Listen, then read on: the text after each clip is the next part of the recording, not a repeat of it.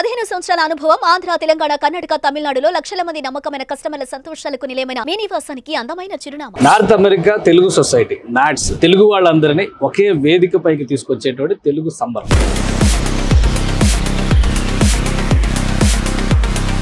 NATS లో పాల్గొనేందుకు పౌర సరఫరాల శాఖ మంత్రి నాదెండ్ల మనోహర్ గారు వచ్చారు. ఒకవైపు సంక్షేమం, రెండో వైపు అభివృద్ధి. ఈ విషయంలో కూటమి ప్రభుత్వానికి ఈ ఏడాది పరిపాలనలో మీరు ఇచ్చేటువంటి రేటింగ్ ఏంటి? ఫస్ట్ పాయింట్ అందరికి గుర్తు చేసేది ఏంటంటే, గతంలో మీకు మాట్లాడే స్వేచ్ఛ ఉండేదా? పూర్తిగా నాశనం చేశారు.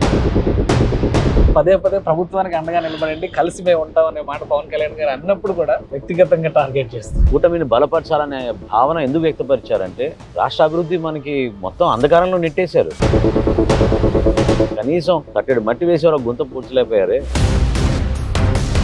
పోలవరం ప్రాజెక్టు కట్టే అవకాశం లేదు, కమిషన్ల కోసం దీన్ని నాశనం చేస్తారు. ఏం చెప్తారు మీరు దాని సమాధానం? వాళ్ళు చేయలేని పనిని మేము చేస్తున్నాం అనే ఒక ఈర్షతోటి ఆ మాటలు అంటున్నారు తప్ప, అమరావతి పేరుతో ఓన్లీ అమరావతి జపం చేస్తారు. అమరావతి రాజధాని లేకపోతే రాష్ట్రానికి ఏముంటుంది చెప్పండి? ఒక గుర్తింపు, పెట్టుబడులు ఎక్కువ శాతం మనం ఆకర్షించే విధంగా మనం ప్రయత్నం చేస్తున్నాం అనేది మనం షోకేస్ చేసుకోవాలి కదా. వంకచర్ల ప్రాజెక్టు గురించి పదే పదే విమర్శలు చేస్తారు. తెలంగాణ నుంచి కౌంటర్ రాజకీయం మొదలైంది. ఒక రాంగ్ ఆర్గ్యుమెంట్ తీసుకెళ్తున్నారు ప్రజల్లోకి. దానివల్ల మీకు ఎక్కడ నష్టం జరుగుతుంది చెప్పండి?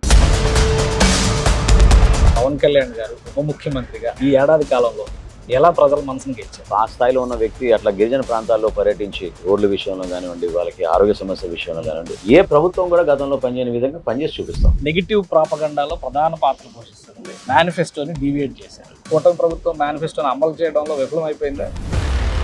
అది ఎట్లా అనగలుగుతారు? ఇచ్చిన మాట మేరకు పెన్షన్స్ పెంచి దీపం పథకం ప్రారంభించాం, సిమెంట్ రోడ్లు నిర్మాణం చేసాం, ఆగస్టు 15 నుంచి బస్సు సౌకర్యం మహిళలకు కల్పిస్తున్నాం. మాకున్న వనరుల్ని ఎట్లా జాగ్రత్తగా ఉపయోగించాలి, రాష్ట్రానికి ఇంకా మేలు చేయాలని తపనతో పనిచేస్తాం తప్ప వాళ్ళలాగా మూర్ఖంగా